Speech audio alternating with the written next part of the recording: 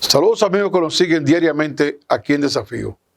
Los delincuentes no cesan, no dejan tranquila a la población. Hemos visto que en los últimos días, barrios, ciudades, en todos los lugares, se están produciendo actos de delincuencia que preocupan a la población, pues ocasionan daños irreversibles. Por eso, en el día de hoy, vamos a tener con nosotros a un experto en seguridad ciudadana, una persona que conoce bastante, no solamente de lo que son las leyes, las disposiciones, las normas, sino también de la intríngulis de lo que es la delincuencia en nuestro barrio, en nuestras ciudades. Está con nosotros aquí ya, e iniciaremos inmediatamente, el politólogo, experto en seguridad ciudadana, Daniel Pou Suazo.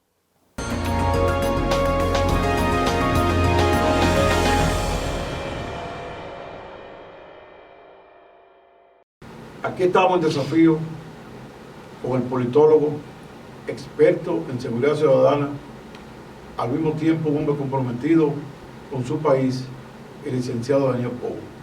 Como ustedes saben, es una persona no solamente conocedora de la parte teórica de la ley, las normas, las disposiciones, de todo lo que es la seguridad ciudadana, sino un hombre que conoce la intríngulis, los detalles de lo que ocurre en nuestro país y de las cosas que deben hacerse. Buenas noches, amigo Daniel. Buenas noches, don Adriano. Bueno, complacido de estar después de algunos meses ausente por aquí de nuevo. Había abandonado su programa. Sí. Estoy comprometido con el público a que conversemos de vez en cuando Ya me habían llamado, para orientarlo. Ya me habían llamado algunos amigos y me dijeron, Sí. bueno, Adriano parece que te perdió el cariño. Le digo, no, No. es que él está en otros temas ahora. No, y que yo siempre he querido, porque esto es un tema de nunca acabar, el tema de la seguridad. Me decía una persona a mí que la seguridad cero en ningún país, en ningún sitio se va a lograr. Por tanto, el tema vamos a tener que abordarlo Siempre, y sobre todo, en unos tiempos donde el delito es tan dinámico, cambia las diferentes maneras. Porque la gente cree que solo es delito cuando se asesina a una persona, no. Hoy en día tenemos una gama de delitos que los códigos penales del mundo hay que actualizarlo cada año, porque es que quedan desactualizados por la cantidad de delitos. Inventan mucho los modalidades. Señores, el mundo del delito es la empresa más rentable que hay sobre la faz de la tierra. ¿Sabes que hace tiempo, con un amigo mío lo atracaron, fueron a la casa y quien preparó todo eso fue un preso que estaba 30 años en Moca? Es decir, los delincuentes tienen tiempo para pensar en qué hacer. ¿Y qué hacer? Y te toman de sorpresa, que es lo que... Daniel, hemos visto en los últimos días o semanas que hay una queja de la población en términos de que la delincuencia como que se ha hecho sentir más, diríamos nosotros. Sí. Y vimos incluso en la semana asesinatos de militares, como el caso del marino de la Núñez y otro caso. Entonces, eso preocupa. ¿A qué se debe? Porque como que de vez en cuando sube el pico. ¿Qué es lo que ocurre? Sí, justamente. Como hemos hablado anteriormente, en República Dominicana tenemos una deuda con el tema de la seguridad ciudadana histórica. Y solo hay que ver las estadísticas delictivas y de violencia. Aquí hay un grave problema y es que se confunde la violencia sistémica social que hay con el problema de la violencia delictiva. Son dos ámbitos diferentes. Y hay que decir que la violencia sistémica o social produce el doble de homicidios que la violencia delictiva. El doble. El doble, sí, la violencia social produce entre el 64 y el 66% de los homicidios. ¿Y cuál es la violencia social?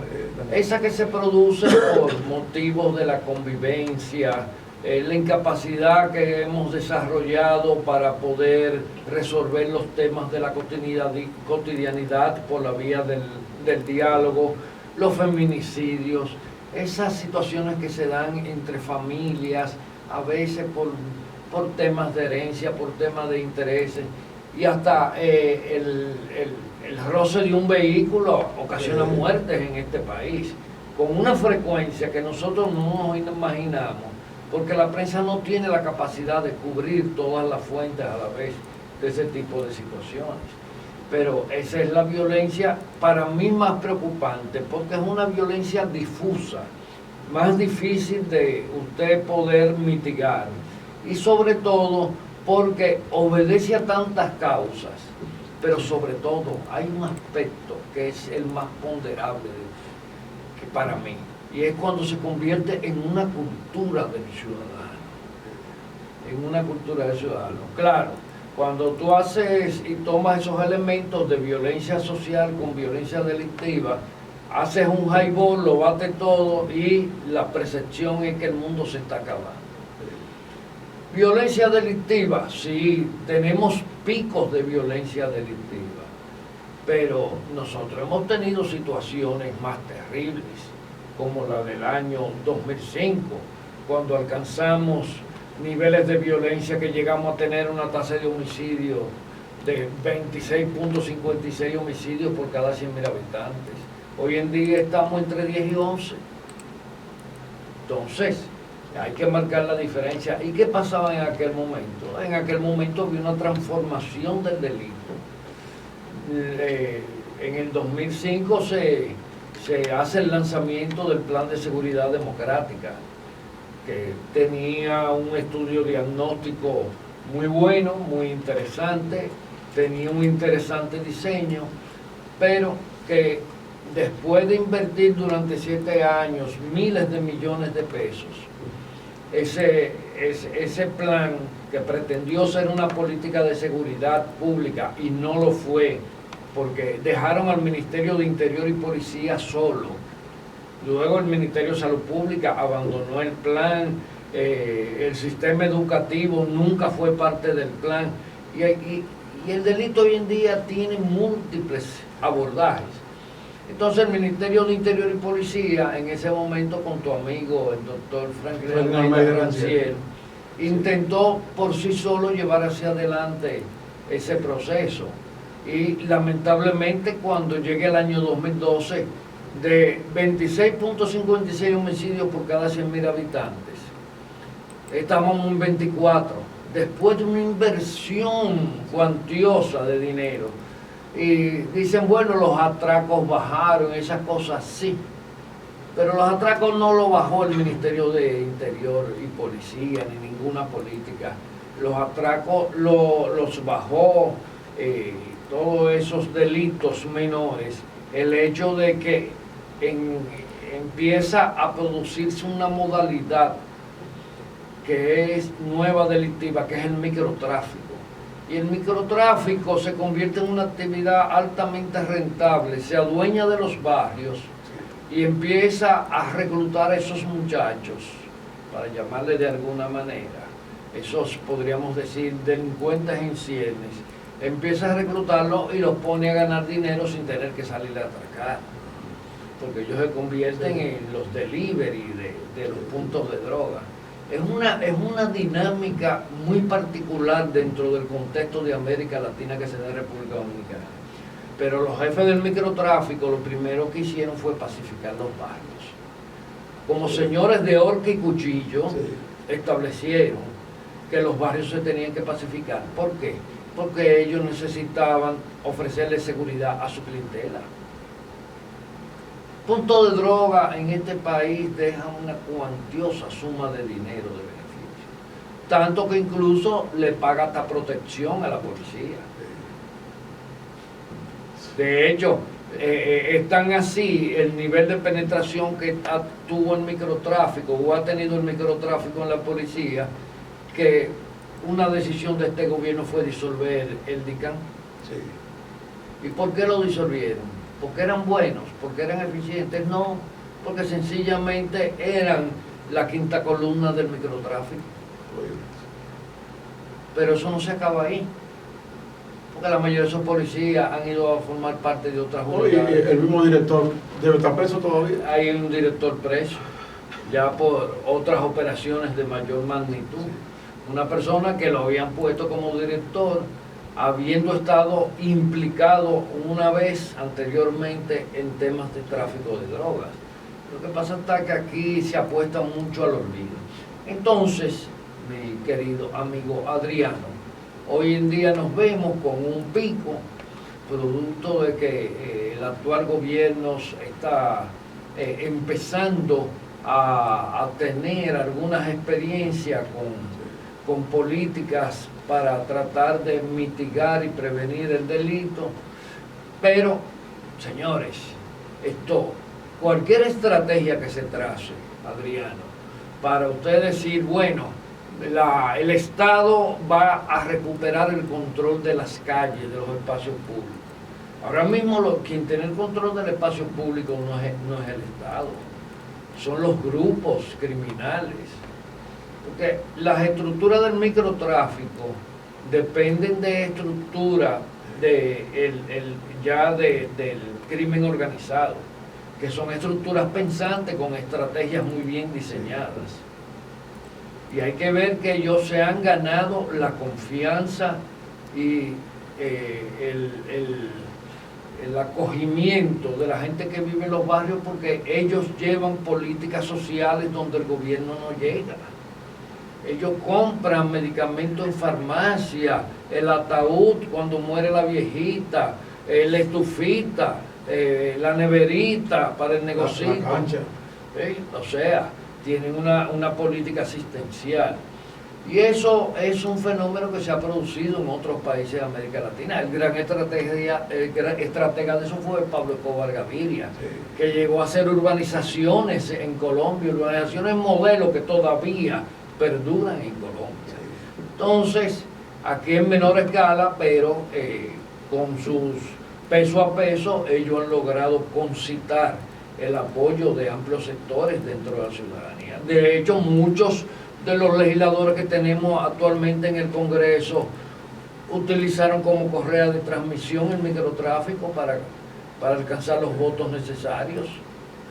Lo que pasa hasta que aquí aquí pretendemos vivir de espalda a la realidad, hablando de democracia, una democracia tremendamente manipulada, definitivamente, y unos procesos electorales donde la factura del crimen organizado ha tenido una marcada presencia. Daniel, se puede decir que se ha perdido la función, la labor de formación de los buenos ciudadanos de la familia, o sea, como base de la formación, porque yo, por ejemplo, en el caso mío, yo vine a tener vehículos 8 años después de haber sido profesional, y cualquier muchacho que no ha ido a la escuela nunca, llega con un buen carro, con lo que sea de su casa, y es aplaudido por los padres, no es investigado. Se ha perdido en términos generales esa función de formación del individuo en la familia. Bueno, vivimos en una sociedad de consumo, donde el éxito se puede consignar en la medida en que usted es capaz de exhibir los símbolos del éxito que establece esa sociedad de consumo. ¿Qué establece esa sociedad de consumo?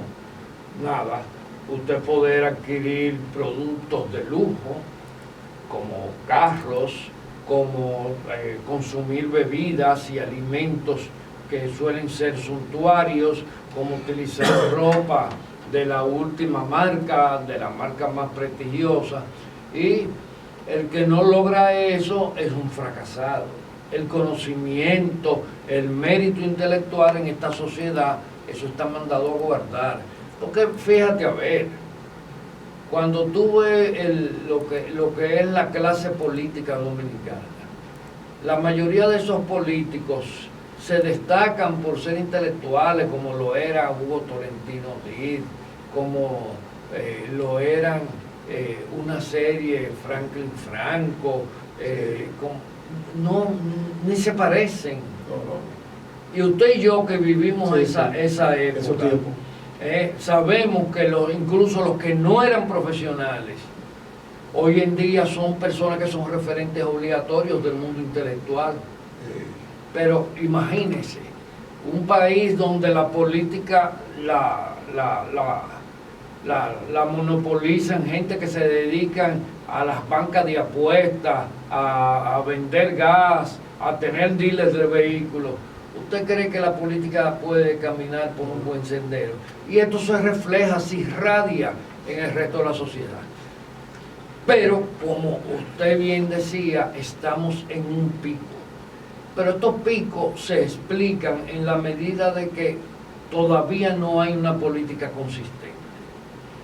Yo le decía a una persona muy allegada al presidente que la estrategia para realmente instalar un régimen donde haya una seguridad que no sea producto de la casualidad, que sea una seguridad consistente con cifras, con monitoreos de los indicadores, que le digan a usted que vamos progresando, que vamos ganando el territorio. Eso es un proceso que se lleva 6 años por lo menos. O sea, pasará Luis Abinader, pasará el que venga luego de Luis Abinader y no va a pasar nada. Danilo tuvo 8 años ahí y tuvimos un Ministerio de Interior y Policía que no sirvió para nada, que sencillamente se dedicaba a cobrar permisos para porte y tenencia de armas de fuego y todas las demás impuestos que cobra ese ministerio. Pero ¿hubo alguna iniciativa? Ninguna. Al contrario, el ministro que tenía Danilo ahí se ofendía cuando uno le hacía cualquier sugerencia. ¿Por qué? Porque ellos exhibían cifras. Mira, tomamos el poder con 24% de tasa de homicidios. Pero ¿quién bajó esa tasa de homicidios? Díganme qué se hizo diferente para bajar esa tasa de homicidios. No fue el gobierno de Danilo Medina, fueron los mismos delincuentes que bajaron la tasa de homicidios. ¿Por qué? Porque la gente cree, tiene la idea errática de que el delito moderno es un delito de muerte. No, el delito moderno es un delito de rentabilidad. Después del negocio de la industria petrolera y hidrocarburos y la industria farmacéutica, el negocio más rentable es el de las sustancias prohibidas, cocaína, heroína, anfetaminas, etc. Más rentable a nivel mundial. Entonces, ¿ellos quieren violencia? No. Tú no te vas a meter en un barrio a comprar 5 gramos de cocaína con la amenaza de que te puedan disparar. No. Los señores de la cocaína son los que han impuesto su ley. Ahora estamos en una situación de crisis económica, hay una situación donde ha habido mucha pérdida de empleo en el sector informal, no se tiene ni siquiera cuantificada, porque solo se habla del empleo formal en un país donde el 66% del empleo es informal. Entonces usted me habla del otro 44% del empleo, no menos, del 36%, que son los que cotizan en la tesorería de la Seguridad Social, pero eso es la mitad del empleo. Entonces, en una situación actual, a pesar de que el país se va recuperando, pero muchos negocios de esos que utilizan mano de obra informal cayeron de bruces y no tienen posibilidad. Imagínense, pagando ITEVIS sin cobrar factura, porque se emiten la factura, pagando anticipo fiscal. Eso es un drenaje para el pequeño. Pagando financiamiento posiblemente. Pues pagando financiamiento de tarjetas de crédito. Porque la mayoría de esas pymes y mini pymes, todas esas pymes, se financian con tarjetas de crédito.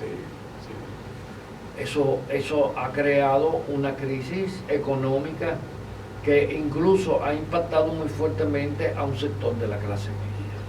Con tu permiso, amigo Daniel, vamos a una pausa para seguir aquí conversando con un hombre comprometido con su país, un hombre dedicado a lo que son sus aportes para que mejoremos nuestra seguridad ciudadana y por tanto prácticamente la vida entera, la económica, social, cultural.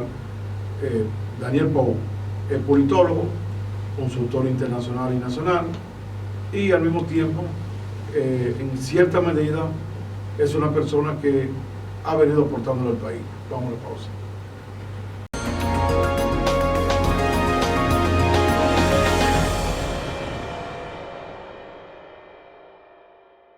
Continuamos aquí en Desafío conversando con el politólogo licenciado Daniel Pou, experto en lo que son políticas públicas de seguridad ciudadana.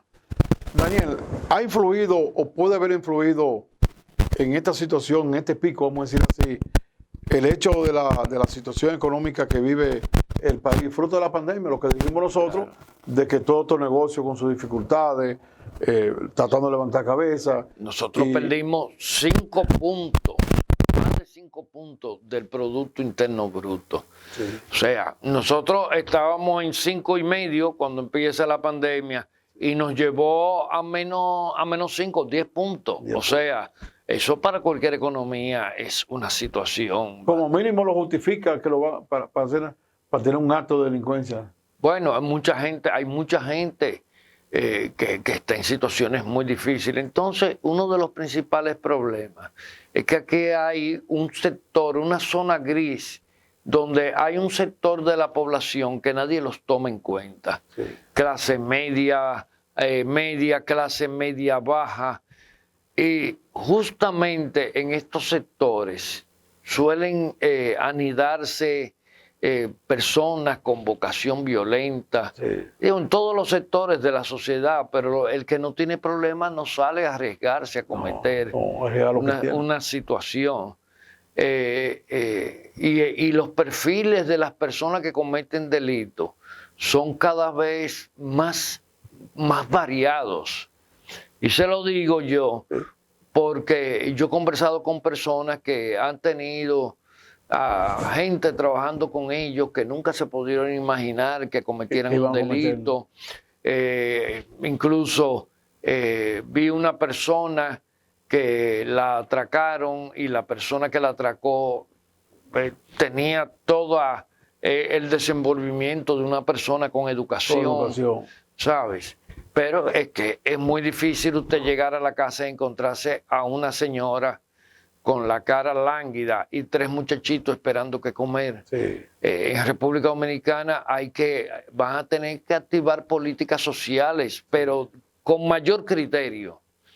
Porque aquí hay gente que recibió bonos y cosas que... A mí hubo gente que me comentaron, no, que me dieron una tarjeta y como, yo no sé, me llegó.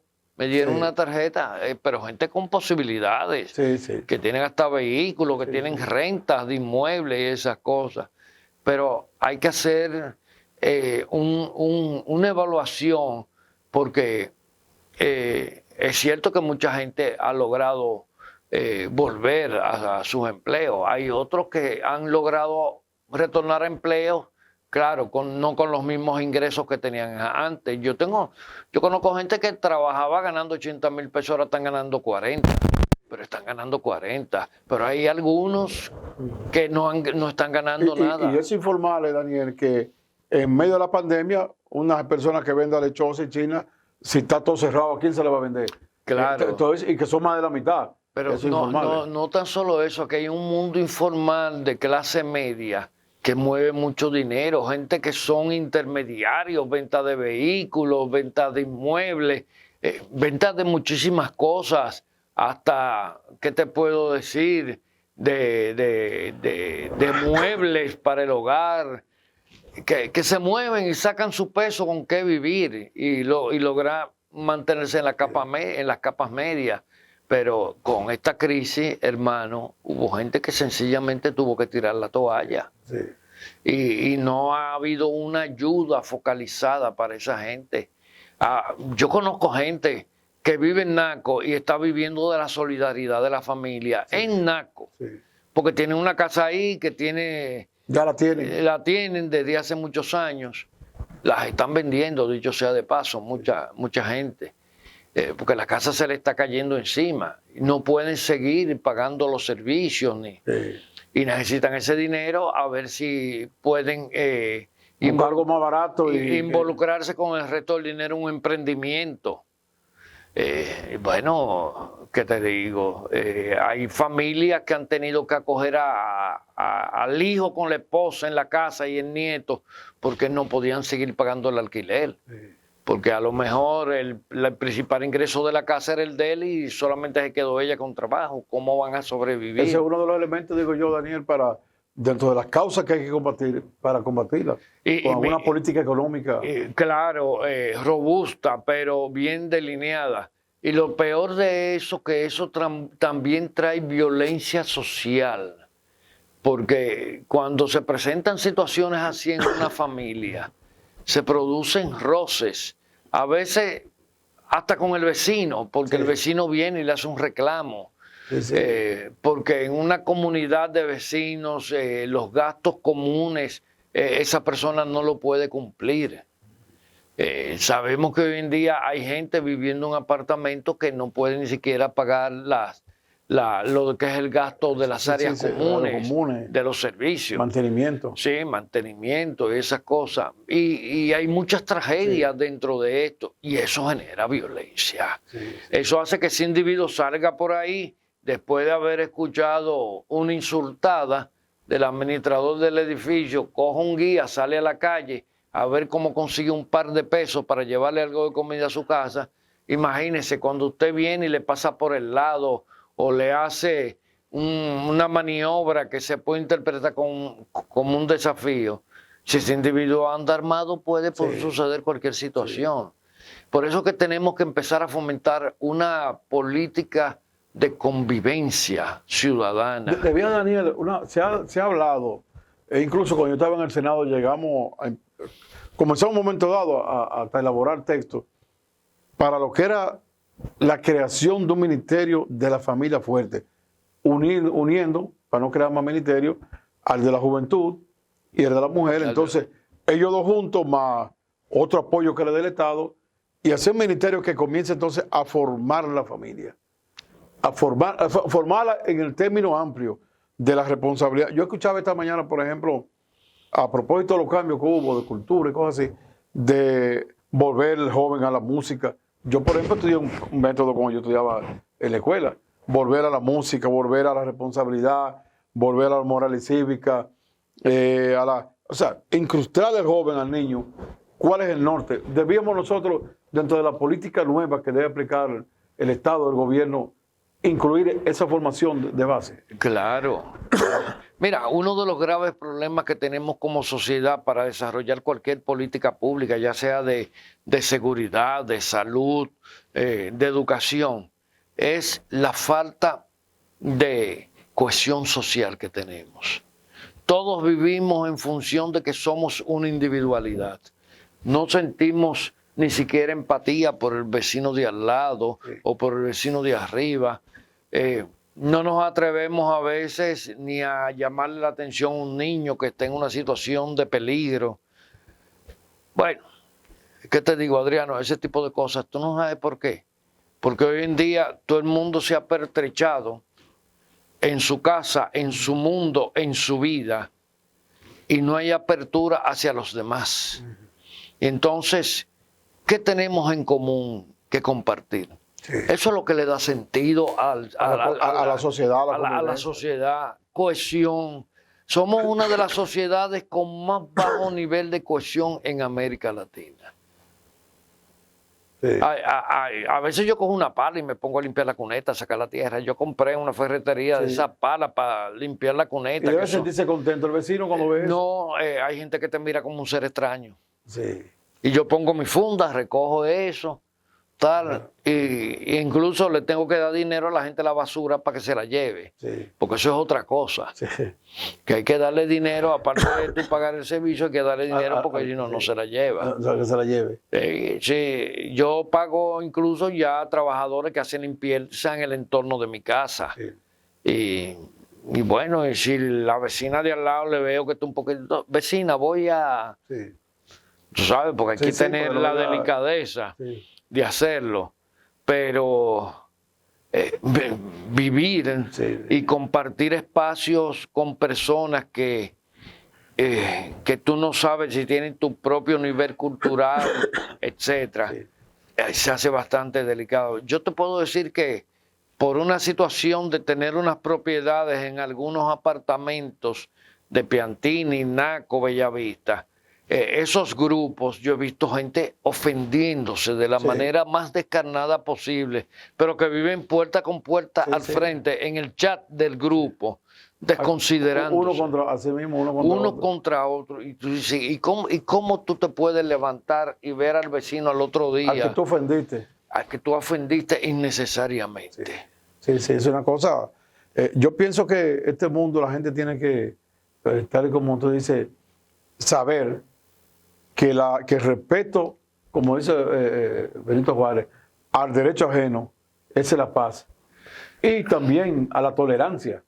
Porque puede ser un vecino puede cometer un error y usted en vez de pelear lo llama y cuando viene a ver salen más abrazados que antes. Yo estaba hablando en estos días, que por cierto llegó al país antes de ayer, con el doctor Erasmo Lara, que fue dominicano, pedagogo, psicólogo, un intelectual acabado, que fue oficial de operaciones de paz de Naciones Unidas durante 30 y pico de años. Y estamos trabajando en un proyecto. O sea, yo estoy trabajando en un proyecto, pero hay un tema. Tú nunca vas a lograr realmente instalar una política de seguridad ciudadana si tú no trabajas el tema de la violencia sistémica. Sí. Entonces estamos, y le propusimos hasta al ministro de Interior y Policía, sí, trabajar un eje de convivencia ciudadana, pero empezando desde los niños que están en la escuela. Correcto. Empezando a formar ciudadanos. Porque esos niños, ¿qué es lo que le dicen? Pedrito te dio y tú no le diste, yo te voy a dar una pela. Entonces. O sea, estamos fomentando violencia, estamos fomentando barbarie. Y tenemos que empezar a desarraigar esas prácticas. Señores, ya el mundo no es del que tiene mayor capacidad de violencia, sino del que tiene mayor capacidad de pensar y de ayudar a transformar este mundo. Y Erasmo llegó, hoy lo tengo que llamar para juntarnos, porque él tiene una experiencia interesantísima, ha brindado su ayuda de manera espontánea al país. Diversos países. Y entonces, claro, él ha trabajado en todos los países donde ha habido conflictualidad, de guerra y de confrontaciones sociales. Y una de mis propuestas es que el Ministerio de Educación tiene que desarrollar, pero un plan importante, un eje transversal de formación ciudadana y de convivencia. No podemos continuar como salvajes. Ahora vimos recientemente en la Cruz Roja Dominicana dos grupos de individuos entrarse a garrotazos para defender una persona que quiere ser directivo y que dice que le corresponde y el otro. Señores, en la Cruz Roja Dominicana, la institución más alta que tiene el universo en lo que es promoción de la paz y del respeto a la integridad del ser humano. Individuos bañados en sangre, en las instalaciones de una institución. Señores, qué vergüenza. Eso sale ahora a nivel mundial, de que por una disputa, que yo le veo mala intención, porque la Cruz Roja maneja muchos recursos, pero por una disputa, por dirigir la Cruz Roja, yo no creo que sea por trabajar más, sino por manejar los recursos de la Cruz Roja. Un grupo de hombres dándose garrotazos, no sé si usted lo vio en la prensa. Yo lo vi. Una vergüenza para República Dominicana. Yo pensé, ¿cuánta falta hace doña Ligia, que mantuvo tantos años tranquila? Sí. Y creo que Rojanina tuvo una vez, me parece. Antes. Sí, lo que sucede está que la Cruz Roja no puede estar en defensa de una persona. No, porque entonces ocurre eso. Cuando falta. Y la civilidad, señores, de nuestro país no puede estar en un punto tan crítico, tan bajo, tan ultrajante como lo está hoy en día. Entonces, todo este cóctel de violencia que tenemos en República Dominicana, esas imágenes de individuos dándose garrotazos, todo con un individuo en el piso, con la cabeza abierta, brotando sangre a borbotones y venir con dos garrotes a rematarlo en el suelo. Eso es un acto de barbarie, señores. O sea, la gente se preocupa mucho por la violencia delictiva, yo lo entiendo, pero a mí me está preocupando más la violencia social. Mucho más me está preocupando. ¿Por qué? Porque la violencia delictiva recibe sinergia de la violencia social. Daniel, hay una preocupación por Haití. De hecho, hace como 2 meses me informaban algunos amigos de Pedernales que penetraban de esos grupos y hacían incluso algunos secuestros menores, pero yo conozco por el lado de Elías Piña, Sí. que en el lado de Veladero de aquel lado, las informaciones que hay bandas, incluso colombianas, le llaman ellos. Entonces, veo ahora que Estados Unidos se preocupa hoy, el presidente habló también. ¿Hasta qué punto debemos nosotros preocuparnos de que esa banda, que están tan organizadas, que el día pasado, después del terremoto, dijeron, vamos a darle un chance para que vengan las ayudas? Porque tienen dominio del territorio. Tienen dominio. El Estado no tiene dominio. ¿Hasta qué debemos nosotros preocuparnos? Que nos dañe más nuestra seguridad. Eso tiene que ser una prioridad 1A del actual gobierno. Y para eso hay que implementar fuertes estrategias de inteligencia. Porque eso no se combate solamente con una confrontación militar de disparo.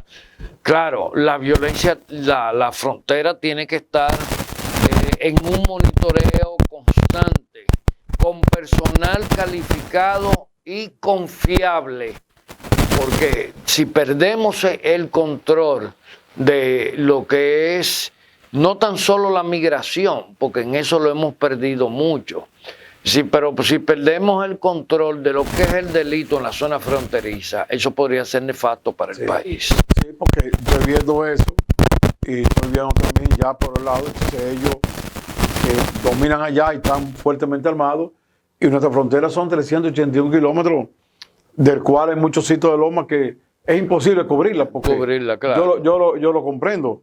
Y muchas veces yo lo que he pedido es más recursos para que tengan más comunicación, mejor equipamiento, porque los militares los tenemos y los policías también. Yo lo que creo que la frontera tiene que ser custodiada por una fuerza diferente a las Fuerzas Armadas. Las Fuerzas Armadas pueden estar en segunda línea.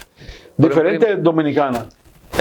Una fuerza dominicana. Dominicana, con características diferentes, con otro entrenamiento, con otras visiones y más involucrado en temas de vigilancia tecnológica y esas cosas. Porque hay un asunto ahí que me viene la idea con tu buena opinión, y es que a veces tú tienes un director de CEFRON, o un subdirector, o un encargado provincial, y te lo sacan y mandan a uno que nunca ha ido a la frontera. Que ni lo conoce. No, entonces yo digo, bueno, tú tienes CEFRON ahí, ok, vamos, los mismos que están ahí, vamos a formarlos, y si hay que rotarlos, se rotan, pero no improvisemos. Cuando una persona comienza a conocer los detalles, cómo que se dan las maniobras, y te lo sacan y llega un nuevo entonces. No, eso no, ese personal tiene que... Miren, todos los países del mundo, el personal que custodia fronteras es un personal muy estable. Sí. Muy estable. No tiene que ser necesariamente de la frontera, pero tiene que ser una persona que tenga una trayectoria para comprender. Porque los problemas fronterizos son problemas muy particulares, Adriano. Sí. Entonces, la frontera dominicana siempre ha estado asediada por diferentes modalidades de delito.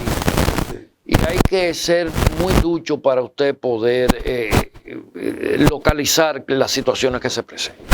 Por último, Daniel, ¿qué consejo le damos a la población, que algunos están alarmados, otros no están alarmados de la situación actual?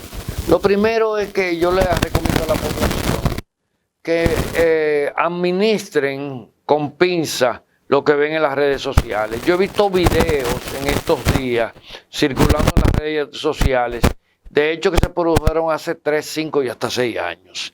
Porque hay sectores interesados en exacerbar la percepción de inseguridad. Aquí todo el mundo habla que subió, pero ¿dónde están las cifras? Es cierto, ha habido un recrudecimiento, pero nosotros hemos tenido tiempos también muy difíciles, sin tener crisis económica. Ojo, lo que pasa está que no se puede, primero, politizarlo. He visto sectores también interesados en politizar el tema de la inseguridad. Y eso es un acto de irresponsabilidad. Es casi un acto de traición al país. No es lo adecuado. El que quiera sugerir, el que tenga propuestas, que las haga.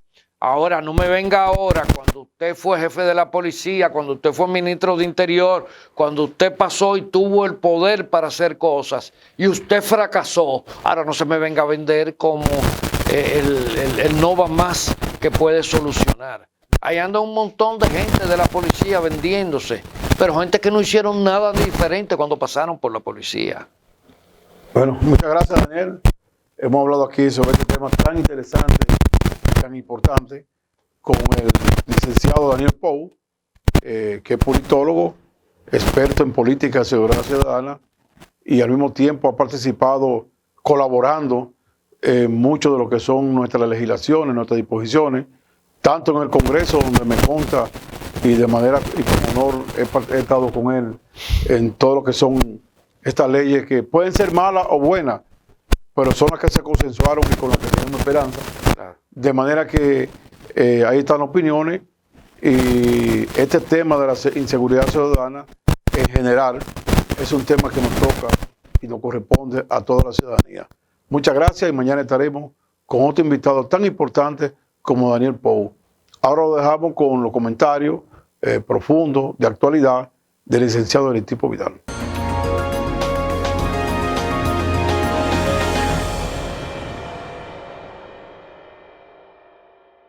Buenas noches, dominicanos.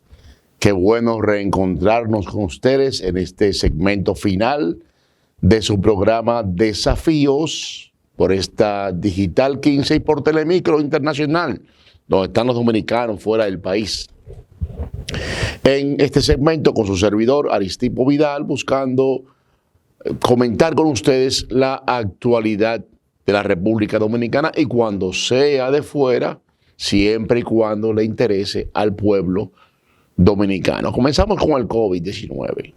Es un tema que estará vigente durante un buen tiempo más. ¿Cuánto? No lo sabemos.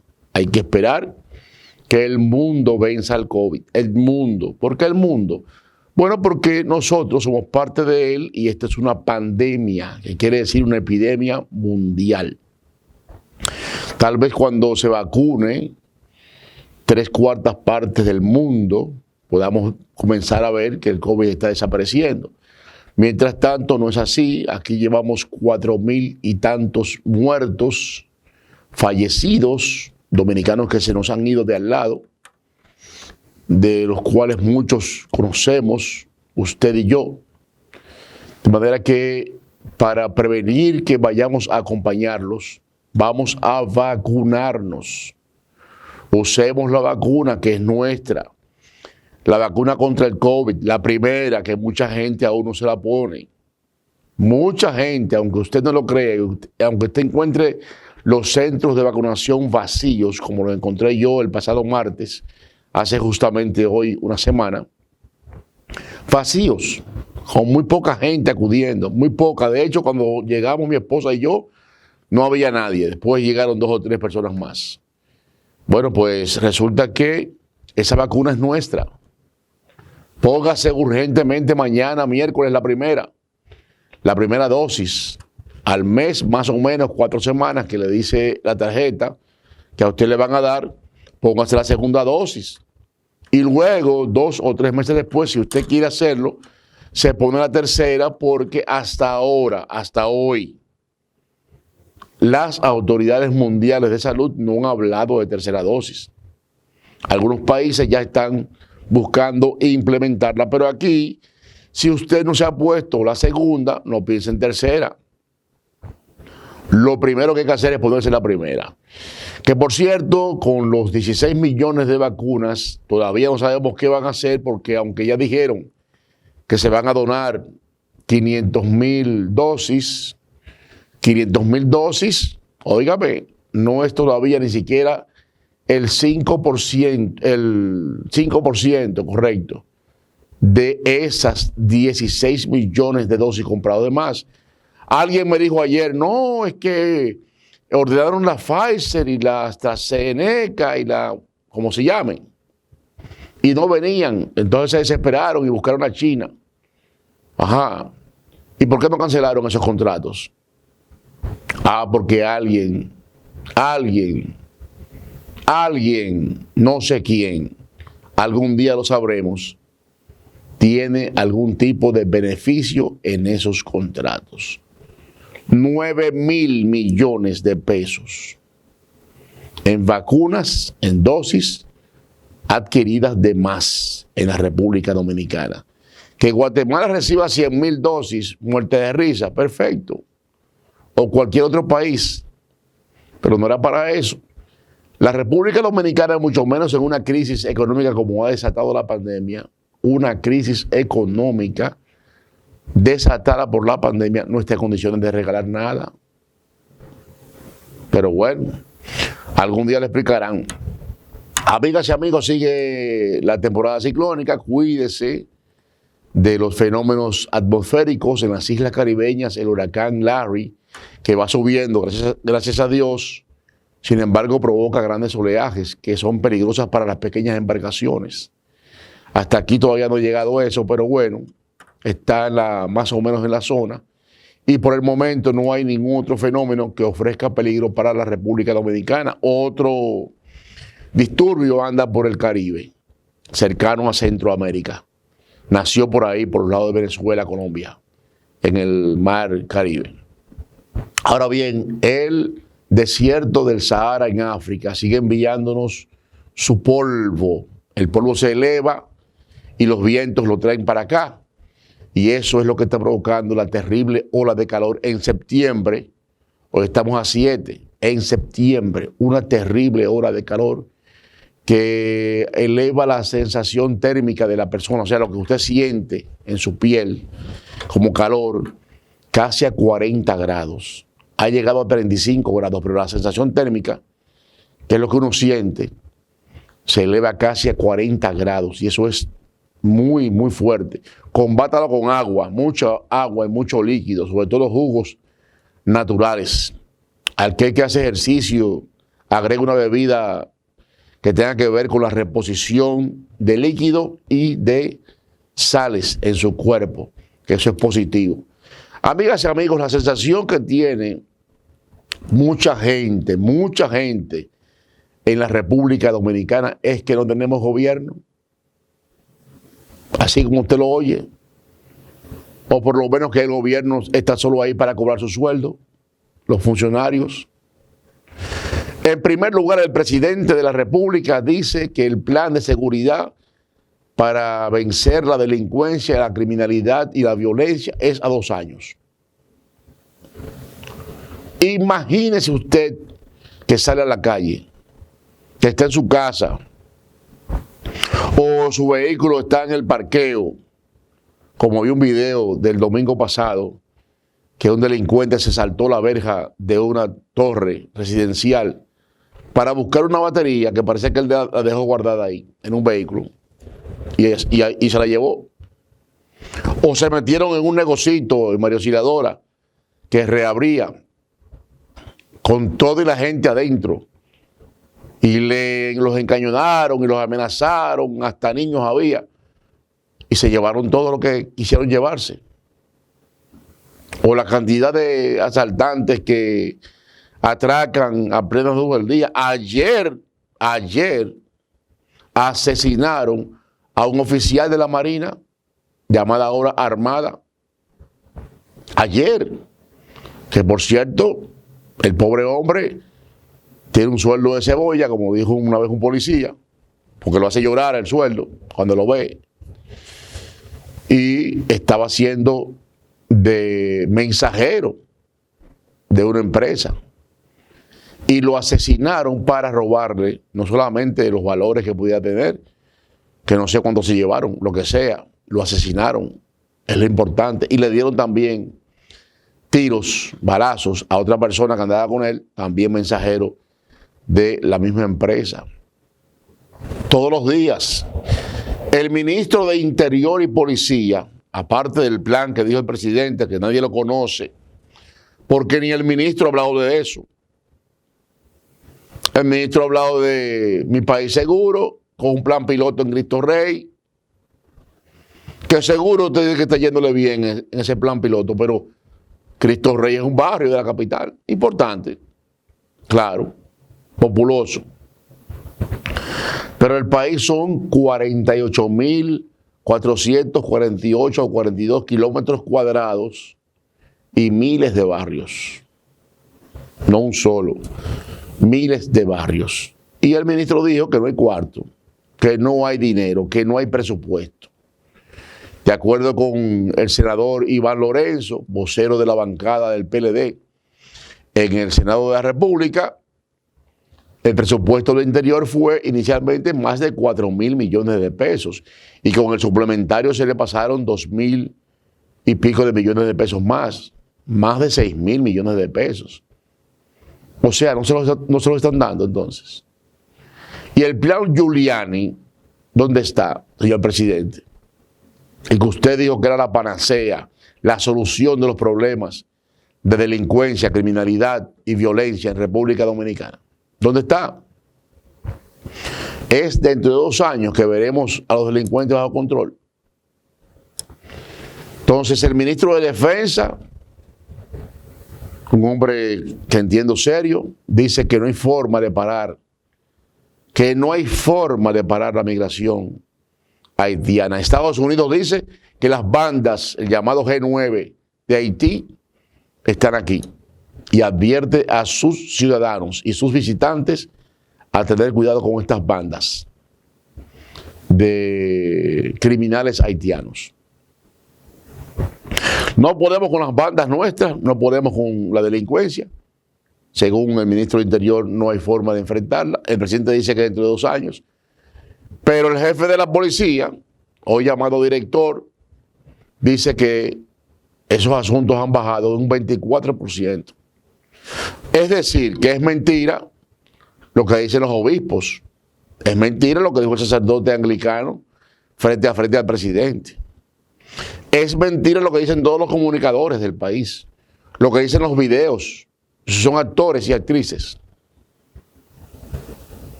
Todo eso es mentira. Lo que dice el propio presidente para el jefe de la policía o director de la policía. Todo eso es mentira. El ministro de Agricultura, tan perdido como el hijo de su nombre, que no se pueden bajar los artículos de primera necesidad. Los comestibles, sobre todo. Entonces, la sensación que existe en una gran parte de la población es que no hay gobierno. Que no hay gobierno. Y eso es sumamente lamentable y hasta peligroso. El Intran, amigas y amigos, el Intran, en otro orden de tema, es el Instituto del Transporte en la República Dominicana, en manos del senador por la provincia Santiago Rodríguez Antonio Marte, por demás un empresario del transporte. El Intran lo dirige un empresario del transporte que además es senador, Antonio Marte. Esa pregunta se le hizo al director del Intran y él no negó su vínculo en esa dirección. Bueno, pues hay, además del tema del aumento de una forma desconsiderada de la licencia, la renovación, los exámenes, el permiso de aprendizaje, abusivamente aumentados. Además de eso, que por cierto, Antonio Marte dijo que estaba muy bien esos aumentos, que estaba muy bien, demostrando que él es el manager del Intran. Él no lo niega, tampoco. Porque el director era un funcionario de Conatra, la empresa que dirige Antonio Marte, de transporte, con cara de sindicato, que no está el sindicato. Ahora hay una denuncia en la que se envuelve al propio director, y eso es materia de investigación de doña Milagros Ortiz Bosch, la responsable de la ética gubernamental, y también de doña Miriam Germán, la titular del Ministerio Público Independiente. Se dice que se cobra en el Intran para resolver problemas de índole de índole financiero, económico, de deudas. Otro asunto, mañana miércoles, los médicos, apoyados por el Colegio Médico Dominicano, le van a hacer huelgas durante 48 horas, miércoles y jueves, a los seguros de salud en las ARS, agrupados en las ARS, porque no están conformes con las tarifas que se le paga a los médicos y también con otro tipo de asuntos. Recordemos que el Colegio Médico es una especie no de sindicato puro y simple o de gremio, sino además también de defensa total de lo que tiene que ver con cómo los médicos actúan. Para variar, al sector privado, en este caso. Las ARS y las AFP tienen que ser sometidas, y estoy seguro que tienen que estar de acuerdo ellas mismas, de que se modifique la ley de la seguridad social que le dio origen a ambas en el año 2001, hace ya 20 años, que evidentemente que en el principio tal vez funcionó, pero que ya no está debidamente funcionando. Amigas y amigas, un montón de temas, pero mañana es miércoles y seguiremos con ellos. Así pues que con Dios delante, nos veremos mañana, dominicanos.